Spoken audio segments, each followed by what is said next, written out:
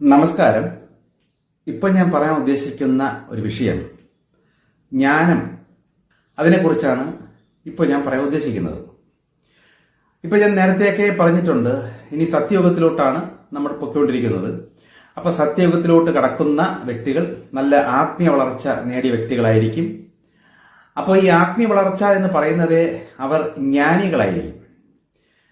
ഇനി ഈ ജ്ഞാനത്തെക്കുറിച്ച് പറയുമ്പോൾ ഇപ്പൊ ഈ പലർക്കും സംശയമുണ്ട്, ഈ ജ്ഞാനം എന്ന് വെച്ചാൽ എന്താണ്, ഈ അറിവ് എന്ന് വെച്ചാൽ എന്താണ്. ഈ അറിവ് എന്ന് പറയുന്നത് നമ്മൾ അറിയുന്നതെല്ലാം അറിവാണ്. നമ്മൾ കേട്ടറിയും, കണ്ടറിയുന്നു, ഇതൊക്കെ അറിവുകളാണ്. പക്ഷെ ജ്ഞാനം എന്ന് പറഞ്ഞാൽ ഇതാണ് ശരി എന്ന് തിരിച്ചറിവാണ് ഈ ജ്ഞാനം.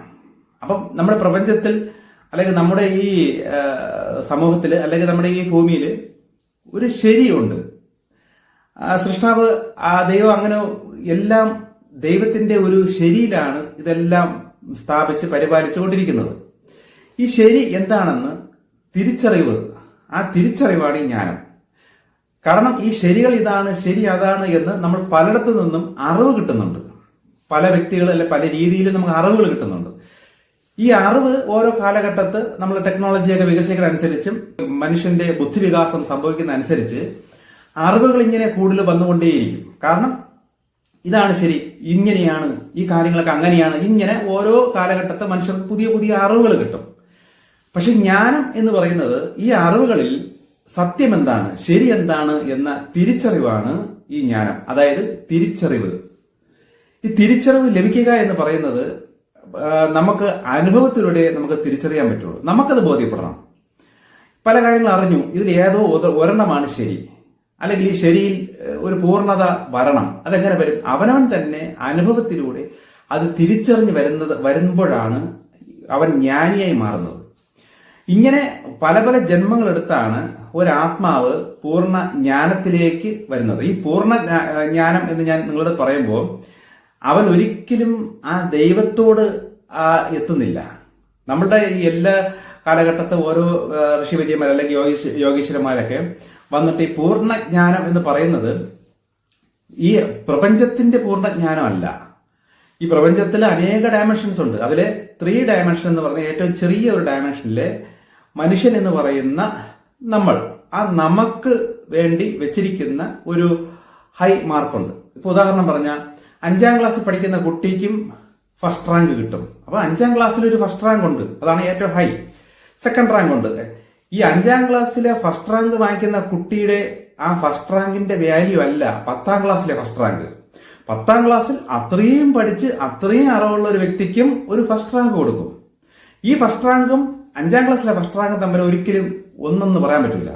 ഇത് 5ാം ക്ലാസ്സിലെ ഫസ്റ്റ് റാങ്ക്, അതിന് മാക്സിമം 5ാം ക്ലാസ്സിലുള്ള കാര്യത്തിന്റെ മാക്സിമം പഠിച്ച് അതിൽ ഫുൾ വാങ്ങിക്കുന്ന ഹൈ ലെവലിൽ എത്തുന്ന വ്യക്തിക്കാണ് 5ാം ക്ലാസ്സിലെ ഫസ്റ്റ് റാങ്ക്. 10ാം ക്ലാസ്സിൽ എന്ന് വെച്ചാൽ വിഷയങ്ങൾ വേറെ ഒരുപാടുണ്ട്, ഒരുപാട് കാര്യങ്ങൾ ഇനി കൂടുതൽ പഠിക്കാൻ കിടപ്പുണ്ട്. അത്രയും പഠിച്ച് അതിൽ ഫസ്റ്റ് വാങ്ങിക്കുന്ന കുട്ടിക്കാണ് 10ാം ക്ലാസ്സിലെ ഫസ്റ്റ് റാങ്ക്. അതേപോലെ ഇപ്പൊ MBBS ആണെങ്കിലും എഞ്ചിനീയർ ആണെങ്കിലും അല്ലെങ്കിൽ നമ്മുടെ IAS പരീക്ഷ, അതിലൊക്കെ ഫസ്റ്റ് റാങ്ക് എന്ന് പറയുമ്പോൾ ഈ 10ാം ക്ലാസ്സിൽ ഇത് പോരാ. അതിൽ അതിൻ്റെതായ പഠനങ്ങൾ, കാര്യങ്ങൾ കൂടുതൽ ഡീറ്റെയിൽ ആയിട്ട് ഒരുപാട് പഠിച്ചാലേ അതിൽ ഫസ്റ്റ് റാങ്ക് കിട്ടുള്ളൂ. എല്ലാം കേൾക്കുമ്പോൾ ഫസ്റ്റ് റാങ്ക്. അതേപോലെയാണ് പൂർണ്ണജ്ഞാനം എന്ന് പറയുമ്പോൾ മനുഷ്യന്റെ പൂർണ്ണജ്ഞാനമാണ്. 3 ഡയമെൻഷനിലുള്ള മനുഷ്യനിലുള്ള പൂർണ്ണജ്ഞാനം. അതിൽ നിന്നും കൊണ്ട് ഒരു മനുഷ്യൻ എത്ര അറിയണം, 3 ഡയമെൻഷനിലുള്ള ഒരു മനുഷ്യൻ എന്തൊക്കെ പഠിക്കണം എന്ന് പ്രകൃതി ഒരു വ്യവസ്ഥ വെച്ചിട്ടുണ്ട്. ആ വ്യവസ്ഥയിൽ മാക്സിമം പഠിക്കുന്നവനാണ് ആ ജ്ഞാനി എന്ന് പറയുന്നത്. അല്ലാതെ ഒരിക്കലും ദൈവത്തിന്റെ ജ്ഞാനം ഒരിക്കലും എത്തുന്നില്ല. ദൈവത്തിന്റെ ജ്ഞാനം 7th ഡയമെൻഷനിലൊക്കെ നിൽക്കുന്ന ദൈവത്തിന്റെ ഫസ്റ്റ് സൃഷ്ടികളായ പ്രധാന ദേവന്മാർക്ക് പോലും ദൈവത്തിന്റെ പൂർണ്ണജ്ഞാനം ലഭിച്ചിട്ടില്ല. 7th ഡയമെൻഷനിൽ നിൽക്കുന്നത് അവർ പ്രപഞ്ചം മൊത്തം പരിപാലിച്ചുകൊണ്ട് പോകുന്ന ലെവലിലേക്കുള്ള ഹൈ ലെവൽ പവേഴ്സാണ്.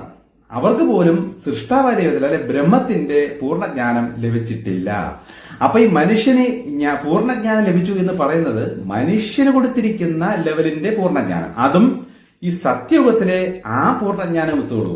ഇപ്പം 5ാം ക്ലാസ്സിൽ പഠിക്കുമ്പോൾ തന്നെ ചെറിയ ചെറിയ പരീക്ഷകളുണ്ട്. ഓണപരീക്ഷയുണ്ട്, ക്രിസ്മസ് പരീക്ഷയുണ്ട്, അവസാനത്തെ വലിയ പരീക്ഷയുണ്ട്. ഈ വലിയ പരീക്ഷയിലാണ് ഈ പൂർണ്ണജ്ഞാനം, മനുഷ്യന്റെ പൂർണ്ണജ്ഞാനം എത്തുന്നത്. അത് ഈ സത്യയുഗത്തിലോട്ട് എത്തുമ്പോഴാണ് പൂർണ്ണജ്ഞാനം. അപ്പൊ കാലഘട്ടം തീരുമ്പോഴേ ആ പൂർണ്ണജ്ഞാനം ലഭിക്കുള്ളൂ. അതിനു മുമ്പ് പൂർണ്ണജ്ഞാനം എന്ന് പറയുന്നത് അപ്പോഴത്തെ ആ കാലഘട്ടത്തെ മനുഷ്യരിലുള്ള പൂർണ്ണജ്ഞാനമാണ്. എന്നാൽ മനുഷ്യരിലുള്ള പൂർണ്ണജ്ഞാനി എന്ന് പറയുമ്പോൾ ആ കാലഘട്ടം ജീവിച്ചിരുന്ന സകലമായ മനുഷ്യരുടെ കാട്ടിലും മുകളിലത്തെ ജ്ഞാനം ഈ വ്യക്തിക്ക് ലഭിച്ചു എന്നേ അതിനർത്ഥം വരുന്നുള്ളൂ. അപ്പോഴും മനസ്സിലാക്കിക്കൊള്ളണം, അതിനെക്കാട്ടിയും ജ്ഞാനം ലഭിക്കുന്നവർ സത്യയുഗത്തിലുണ്ട്. അതായത് ഈ ആത്മാവ് തന്നെ ബാക്കി പഠിക്കാനായിട്ട് സത്യയുഗത്തിലേക്ക് വരും എന്നർത്ഥം. ഇപ്പൊ പല പല യോഗീശ്വരന്മാരും അന്നത്തെ കാലത്ത് ജ്ഞാനികളായിരുന്നിട്ടുണ്ട്. അവർ ജനങ്ങളെ പഠിപ്പിച്ചിട്ടുണ്ട്. ഒരുപാട് രഹസ്യങ്ങൾ അവർക്ക് അറിയാം. പക്ഷെ അവര് പോലും ഈ സത്യയുഗത്ത് പിന്നെയും ഭൂമിയിലേക്ക് വന്നിട്ടുണ്ട്. കാരണം അന്നവർ എത്തിയ ജ്ഞാനത്തിന്റെ അടുത്ത ലെവൽ അവർക്ക് ഇനിയും പൂർണ്ണതയിലേക്ക് എത്തണം. അപ്പം മനുഷ്യജന്മത്തിന്റെ പൂർണ്ണജ്ഞാനിയായി മാറും. ഒരിക്കലും ഫോർത്ത് ഡയമെൻഷന്റെ ജ്ഞാനം അതിൽ പൂർണ്ണത എത്തുന്നില്ല. ഫോർത്ത് ഡയമെൻഷനിലുള്ള ചില കാര്യങ്ങളെ കുറിച്ച് ക്ലൂ കിട്ടും. കാരണം ഇനി അവരടുത്ത ഫോർത്ത് ഡയമെൻഷനിലൊക്കെ അടുത്ത പലതും പഠിക്കാൻ കാണും. ഇനി ഫിഫ്ത്ത് ഡയമെൻഷനിൽ അതിനപ്പുറത്തോട്ടുണ്ട്.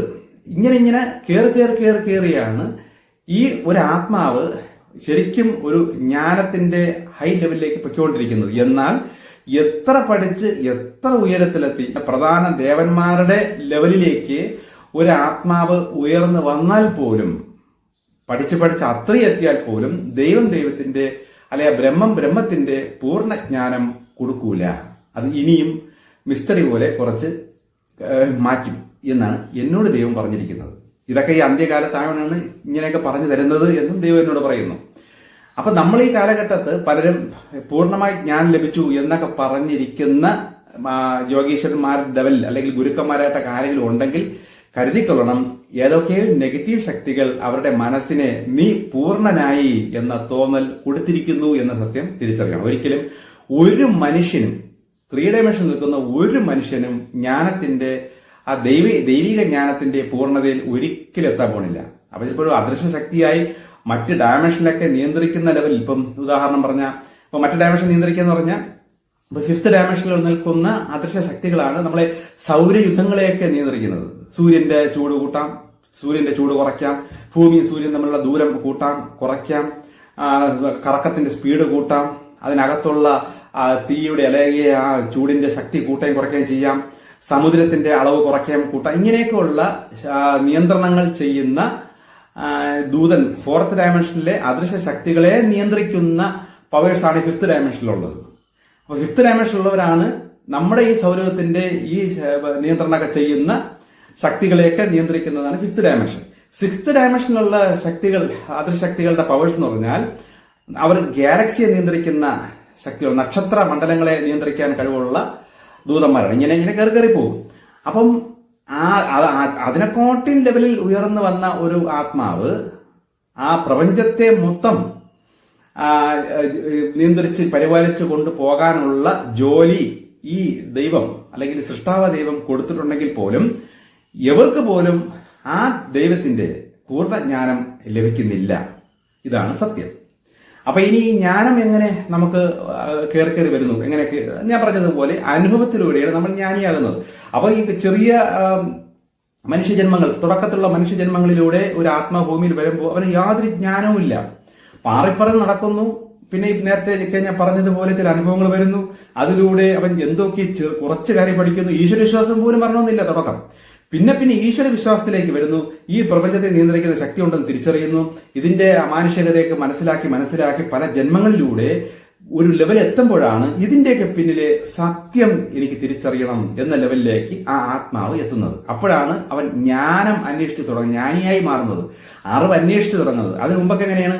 ഏതെങ്കിലും ആരെങ്കിലും ജയ് വിളി എന്ന് പറയുമ്പോൾ അവിടെ നിന്ന് ജയ് വിളിക്കും, കീ ജയ് എന്ന് പറഞ്ഞാൽ കീ ജയ് വിളിക്കും, ഹല്ലേലൂയ എന്ന് പറഞ്ഞാൽ ഹല്ലേലൂയ പറയും, സ്തോത്രം പറയാൻ പറഞ്ഞാൽ സ്തോത്രം എന്ന് പറയും. ഇങ്ങനെ ഗുരു എന്ത് പറയുന്നു, ശിഷ്യരദേവനെ പാടുന്നു, ഗുരു പറയുന്നു, പാടുന്നു. ഇങ്ങനെ അവർ അന്വേഷിക്കില്ല അതിനപ്പുറത്തോട്ട് എന്താണ് സത്യം, ഇതിന്റെ ആവശ്യമുണ്ടോ, ഇങ്ങനെയൊക്കെ ഇത് എന്തിനാണ്, ഇങ്ങനെയൊന്നും അവർ ചിന്തിക്കില്ല.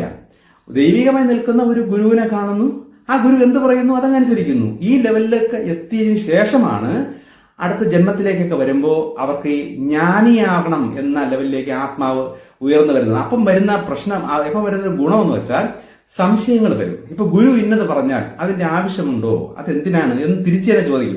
ചുരുക്കം പറഞ്ഞാൽ ചിലപ്പോൾ ഗുരുവിനെ ഉത്തരം മുട്ടിക്കും. ഈ ഗുരു ചിലപ്പോൾ ഇത്ര പോലും ജ്ഞാനിയായിരിക്കില്ല.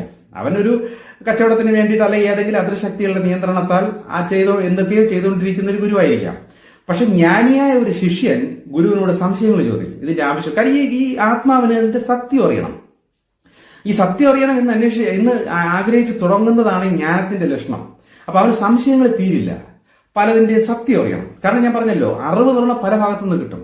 ഇതൊരു അറിവാണ്, അതും ഒരു അറിവാണ്. പക്ഷെ ഇതിന്റെ ഇടയിൽ ഒരു സത്യം ഒളിഞ്ഞു കിടപ്പുണ്ട്. ഈ സത്യം തിരിച്ചറിയണം എന്നുള്ള വെപ്രാളമാണ് ഒരു ജ്ഞാനിക്ക് വേണ്ടത്. അപ്പൊ ഈ സത്യം തിരിച്ചറിഞ്ഞ് വരുന്നവനാണ് ജ്ഞാനി. അപ്പൊ അവൻ തിരിച്ചറിഞ്ഞു കഴിഞ്ഞാൽ അവനത് മനസ്സിലായി, ഇതാണ് സത്യം. അപ്പൊ ആ കാര്യത്തിൽ അവന് ജ്ഞാനം ലഭിച്ചു. അടുത്ത ചില മേഖലകൾ പിന്നെ സംശയങ്ങൾ വരും. ഇങ്ങനെ ഒരിക്കലും സംശയം തീരാതെ ഒന്നിനു പുറകെ ഒന്നായിട്ട് സംശയങ്ങൾ വന്നുകൊണ്ടേയിരിക്കും. അപ്പോൾ എന്ത് പറ്റുമെന്ന് വെച്ചാൽ, ഒരു ജന്മത്തിൽ സംശയങ്ങൾ ഏതാണ്ട് ഒന്നും ആവൂല. കുറെ സംശയങ്ങളുടെ ആൻസർ അവന്റെ അനുഭവത്തിലൂടെ അവൻ തന്നെ അനുഭവിച്ച് പഠിച്ചു വരുമ്പോഴേ വയസ്സാകുന്നു, മരണപ്പെടുന്നു. അപ്പൊ അടുത്ത ജന്മത്തിൽ ഇതിന്റെ ബാക്കി പഠിക്കാനായിട്ട് ഭൂമിയിൽ വരുമ്പോൾ ചെറിയ കാലം മുതലേ സംശയങ്ങളായിരിക്കും. അതാണ് ഈ വിവേകാനന്ദനാണെങ്കിലും മറ്റ് സ്വാമികളാണെങ്കിലും അല്ലെങ്കിൽ ഇങ്ങനെയുള്ള ആചാര്യന്മാർ, അവരൊക്കെ നമ്മൾ നോക്കണം. ഒരു കുട്ടിക്കാലം മുതലേ ഭയങ്കര സംശയങ്ങളാണ്. അവരുടെ മാതാപിതാക്കൾക്കൊന്നും അവരുടെ സംശയങ്ങൾ ക്ലിയർ ചെയ്ത് കൊടുക്കാൻ പറ്റില്ല. കാരണം അവർക്ക് പോലും വരാത്ത ചില സംശയങ്ങളും അറിഞ്ഞൂടാത്ത കാര്യങ്ങളും ആയിരിക്കും കൊച്ചു കുട്ടി ചോദിക്കുന്നത്. കാരണം എന്ത്, കഴിഞ്ഞ ജന്മത്തിൽ ചോദിച്ച് മനസ്സിലാക്കി പഠിച്ചിരിക്കുന്നതിന്റെ ബാക്കിയാണ് അടുത്ത ജന്മത്തിൽ സംസാരിച്ചു തുടങ്ങുന്ന ഒരു കൊച്ചു കുട്ടിക്ക് വരുന്നത്. ഇതെന്തിനാണമ്മേ, അതെന്തിനാണമ്മേ, അപ്പം നല്ല ജ്ഞാനം ലഭിച്ച ഒരു ആത്മാവാണെങ്കിൽ അവന്റെ ഓരോ ചോദ്യങ്ങളും ഭയങ്കര ലെവലിലുള്ള ചോദ്യങ്ങളായിരിക്കും കൊച്ചുകുട്ടിയായിരിക്കുമ്പോഴേ. അപ്പൊ എന്ത് പറ്റുമെന്ന് വെച്ചാൽ, ഈ കുട്ടിക്ക് അല്ലെ ഈ വ്യക്തിക്ക് മാതാപിതാക്കളായിട്ടുള്ള അറ്റാച്ച്മെന്റ് ഒക്കെ കട്ടായിട്ട് അതിനപ്പുറത്തോട്ട് അവൻ അന്വേഷിച്ച് നടക്കും. കാരണം അവന് അടുത്തറിയണം, ഇതിന്റെ അടുത്ത സത്യങ്ങൾ തിരിച്ചറിയണം, ആ ദൈവമായിട്ട് അടുക്കണം. അപ്പൊ അങ്ങനെ വരുമ്പോൾ അറിവുകൾ പല ഭാഗത്തുനിന്ന് കിട്ടും. ഇതാണ് ശരി എന്ന് സത്യം തിരിച്ചറിഞ്ഞ കുറേക്കടെ ജ്ഞാനം ലഭിച്ച ഗുരുക്കന്മാരിൽ നിന്നും സത്യം കിട്ടും. ഇപ്പൊ ഞാൻ ഈ പല കാര്യങ്ങൾ നിങ്ങളുടെ അടുത്ത് പറയുമ്പോൾ ഞാൻ അനുഭവിച്ചതും ഞാൻ മനസ്സിലാക്കിയതും എനിക്ക് 100% ബോധ്യമുള്ള ചില കാര്യങ്ങളാണ് നിങ്ങളുടെ അടുത്ത് പറയുന്നത്. പക്ഷെ ഇതെങ്ങനെ നിങ്ങൾ വിശ്വസിക്കും? ഇതേപോലെയല്ലേ പലരും പറയുന്നത്. ഇതേ അവസ്ഥ തന്നെയാണ് ഇവർക്കും വരുന്നത്. ഇപ്പൊ ഗുരുനാഥൻ ജ്ഞാനിയാണ്, പല അനുഭവങ്ങളിലൂടെ പലതും പഠിച്ചു, കേട്ടു. പക്ഷെ ഈ വ്യക്തിക്ക് കേട്ടെന്നേ ഉള്ളൂ, അറിവ് കിട്ടി, ഒരിക്കലും ജ്ഞാനത്തിലേക്ക് വന്നിട്ടില്ല, അറിവിൽ നിൽക്കുന്നതേ ഉള്ളൂ. ഇനി ഈ കേട്ട വ്യക്തി അനുഭവത്തിലൂടെ പഠിക്കുമ്പോഴാണ് മനസ്സിലാകുന്നത്, ഈ ഗുരുനാഥൻ പറഞ്ഞത് തന്നെയാണല്ലോ എന്റെ ജീവിതത്തിൽ സംഭവിക്കുന്നത്. അപ്പൊ ഇതാണല്ലോ എന്റെ അനുഭവം. അങ്ങനെയെങ്കിൽ ഈ ഗുരുനാഥൻ പറഞ്ഞത് 100% ശരി എന്ന് അനുഭവത്തിലൂടെ ബോധ്യപ്പെടുമ്പോഴാണ് അവിടെ ജ്ഞാനം വരുന്നത്. ഇങ്ങനെ ഈ അന്ത്യകാലത്ത് ദൈവം ശരിക്കും സകല വ്യക്തികൾക്കും ജ്ഞാനം പകരാൻ തുടങ്ങി. ഈ കാലഘട്ടത്താണ് ജ്ഞാനികളുടെ ഒരു പ്രളയമായിരിക്കും ഇനി അങ്ങോട്ട് പോകുമ്പോൾ. അതാണ് ദൈവത്തിന്റെ പ്ലാൻ. ഇതിന് മുമ്പ് എന്ന് വെച്ചാൽ ജ്ഞാനം ലഭിച്ച വ്യക്തികൾ യോഗീശ്വരന്മാരായിട്ട് ഗുരുക്കന്മാരുടെ അപൂർവം ചിലരൊക്കെ ഉള്ളൂ. പക്ഷെ ഈ അന്ത്യകാലത്ത് ജ്ഞാനത്തിന്റെ ഒരു പ്രവാഹമാണ് ഇനി സംഭവിക്കാൻ പോണത്. അപ്പൊ ജ്ഞാനം ലഭിക്കുമ്പോൾ എന്ത് സംഭവിക്കുന്നു വെച്ചാൽ, ഈ ശിശുത്വത്തിൽ നിന്ന് എല്ലാവരും വിട്ട് ജ്ഞാനികളായിക്കൊണ്ടേയിരിക്കും.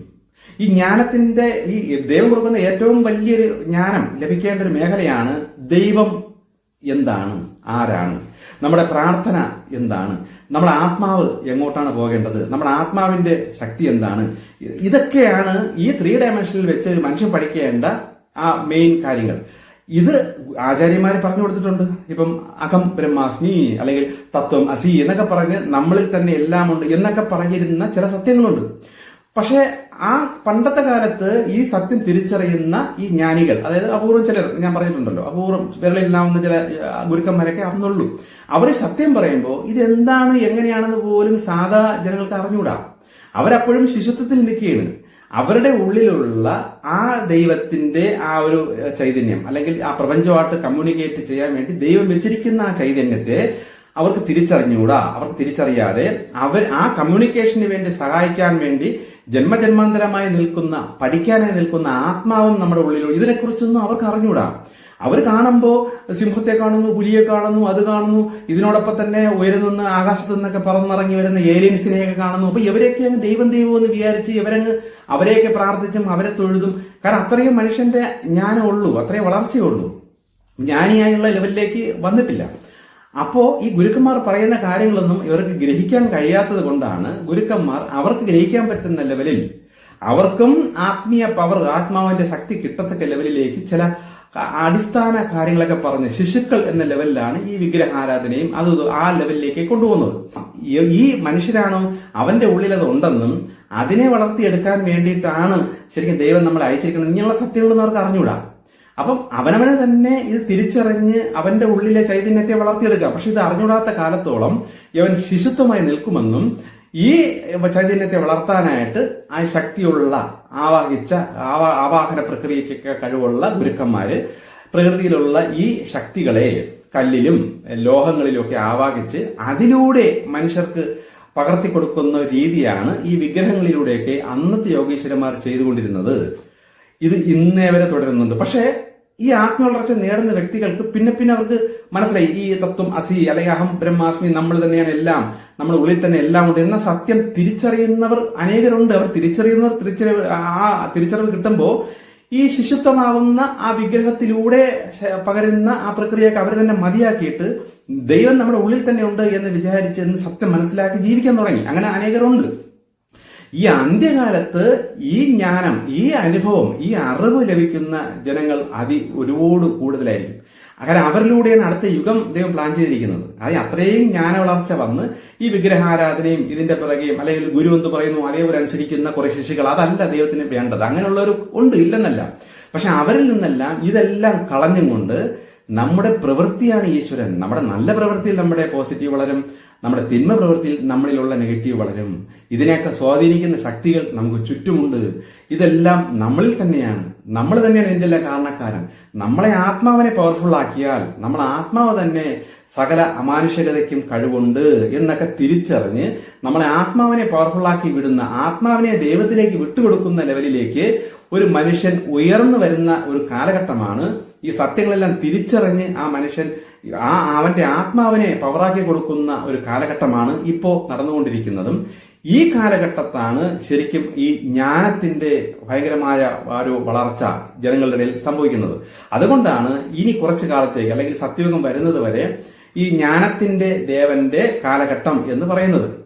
അത് ഞാൻ പറഞ്ഞതുപോലെ മുസ്ലിംസിലും ആ ദേവന് ഒരു പേരുണ്ട്, ക്രിസ്ത്യൻസിലും പേരുകളുണ്ട്, ഹിന്ദുക്കളുടെ ഇടയിലും ഒരു പേര് വെച്ചിട്ടുണ്ട്. അപ്പൊ ഈ കാലഘട്ടം എന്ന് പറയുന്നത് ജനങ്ങളെ ഈ ശിശുത്വത്തിൽ നിന്നും വളർത്തി ജ്ഞാനത്തിലേക്ക് എത്തിക്കുന്ന ഒരു കാലഘട്ടമാണ്. അപ്പൊ ദൈവം പല വ്യക്തികളിലൂടെയും ജ്ഞാനമാണ് ഇപ്പം പകർന്നുകൊണ്ടിരിക്കുന്നത്. കാര്യം ആ ദേവൻ, ജ്ഞാനത്തിന്റെ ദേവന്റെ പകർച്ചയാണ് ഇപ്പം നടത്തിക്കൊണ്ടിരിക്കുന്നത്. അപ്പൊ ഈ പകർച്ച കിട്ടുന്ന അല്ലെങ്കിൽ ഈ പകർച്ചയിലൂടെ ജ്ഞാനം പകർന്നു കൊടുക്കുന്ന വ്യക്തികൾ ആരും ഈ ജനങ്ങളെ വീണ്ടും ശിശുത്വത്തിൽ തന്നെ നിർത്തൂല. അതാണ് പോയിന്റ്. ഈ വിഗ്രഹം എന്ന് പറയുന്നതും അല്ലെങ്കിൽ ഇങ്ങനെയുള്ള ചടങ്ങിലൊന്നും ഇവരെ പിന്നെയും തളർച്ച നിർത്തില്ല. യഥാർത്ഥത്തിലുള്ള ഈ ജ്ഞാനത്തിന്റെ ദേവൻ, ആ ദേവന്റെ പ്രവൃത്തി എന്താണെന്ന് വെച്ചാൽ ഇത്രയും നാൾ ഇതൊക്കെ നേരത്തെ വേണമായിരുന്നു. കാര്യം 5ാം ക്ലാസ് പഠിച്ച് 6ാം ക്ലാസ് പഠിക്കാതെ 10ാം ക്ലാസ്സോ അതിനപ്പുറത്തോട്ട് പഠിക്കാൻ പറ്റൂല. പക്ഷെ എന്നും 5ൽ തന്നെ പഠിച്ചുകൊണ്ടിരിക്കുമ്പോഴാണ് ഇവിടെ പ്രശ്നം. അപ്പൊ എന്നും 5ാം ക്ലാസ്സിൽ പഠിച്ചുകൊണ്ടിരിക്കുന്ന അല്ലെങ്കിൽ നെഗറ്റീവ് ശക്തികൾ മനുഷ്യന്റെ മനസ്സിനെ മായയാക്കി വെച്ചും കൊണ്ട് എന്നും 5ാം ക്ലാസ്സിൽ തന്നെ ഇരുത്തി ഇങ്ങനെ പഠിപ്പിച്ചു കൊണ്ടിരിക്കുന്ന പ്രക്രിയയെ മതിയാക്കിയിട്ട് മനുഷ്യരെ ഈ ആത്മീയമായി വളരാൻ അല്ലെങ്കിൽ ജ്ഞാനികളാവാൻ സമ്മതിക്കാതെ തളച്ചിട്ടിരിക്കുന്ന നെഗറ്റീവ് ശക്തികളെല്ലാം തോൽപ്പിച്ച് ആ അസുരന്മാരെല്ലാം നിഗ്രഹം ചെയ്തിട്ട് ജനങ്ങളെ ജ്ഞാനത്തിലേക്ക് വളർത്തിക്കൊണ്ടുവന്ന് അവനവന്റെ ഉള്ളിലൂടെയാണ് സകലതും, അവന്റെ ഉള്ളിൽ തന്നെയാണ് ദൈവിക ചൈതന്യം, അവനവൻ തന്നെയാണ് എല്ലാം എന്ന ബോധത്തിലേക്ക് ജനങ്ങളെ എത്തിക്കുന്ന പ്രക്രിയയാണ് ഈ കാലഘട്ടത്ത് ദൈവം ചെയ്തുകൊണ്ടിരിക്കുന്നത്. ഈ തിരിച്ചറിവ് മനുഷ്യന് വന്ന് അവന്റെ അനുഭവത്തിലൂടെ ഇതാണ് സത്യം എന്ന് തിരിച്ചറിഞ്ഞു വരുന്ന വ്യക്തികളാണ് യഥാർത്ഥ ജ്ഞാനികൾ. ജ്ഞാനി പറയുന്നത് ജ്ഞാനമല്ല, അറിവാണ്. പക്ഷെ എനിക്ക് കിട്ടിയ അറിവിലൂടെ ഞാൻ ഇത് മനസ്സിലാക്കി ഈ കാര്യത്തിൽ ജ്ഞാനം സമ്പാദിച്ചത് കൊണ്ടാണ് ഇത് കാര്യമാണ്, ഇതൊരു സത്യമാണ് എന്ന് നിങ്ങളോട് ഞാൻ പറയുന്നത്. ഇനി ഇത് കേൾക്കുന്ന നിങ്ങൾക്ക് സ്വന്തം ജീവിത അനുഭവത്തിലൂടെയും ഇത് നിങ്ങൾ ശ്രമിച്ചു നോക്കിയാലേ അനുഭവിക്കാൻ പറ്റുള്ളൂ. ജീവിത അനുഭവത്തിലൂടെയും നിങ്ങൾക്കത് ബോധ്യപ്പെട്ട് കഴിയുമ്പോൾ നിങ്ങളും ജ്ഞാനികളായി മാറും. നിങ്ങൾ ജ്ഞാനികളായി മാറിയാൽ അതിന്റെ ലക്ഷണമാണ് നിങ്ങൾ മറ്റൊന്നിനെയും ദൈവം എന്ന് പറഞ്ഞ് ആശ്രയിക്കാതെ അങ്ങോട്ടും ഇങ്ങോട്ടും ദൈവത്തെ അന്വേഷിച്ച് ഓടാതെ നിങ്ങളുടെ ഉള്ളിലെ ചൈതന്യത്തെ നിങ്ങൾ തിരിച്ചറിയുകയും നിങ്ങളുടെ ആത്മാവിനെ, ആ പവർഫുള്ളായ ആത്മാവിനെ നിങ്ങൾ ഇനിയും പവർഫുൾ ആക്കി നിങ്ങൾ യഥാർത്ഥത്തിൽ നല്ലൊരു അമാനുഷിക ലെവലിലേക്ക് നിങ്ങൾ ഉയർന്നു വന്ന് നിങ്ങൾ ജ്ഞാനികളാവുകയും ചെയ്യും. നിങ്ങൾ സത്യയുഗത്തിലേക്ക് പ്രവേശിക്കുകയും ചെയ്യും. ഓക്കെ, ഇനി ചില കാര്യങ്ങളൊക്കെ അടുത്തത്.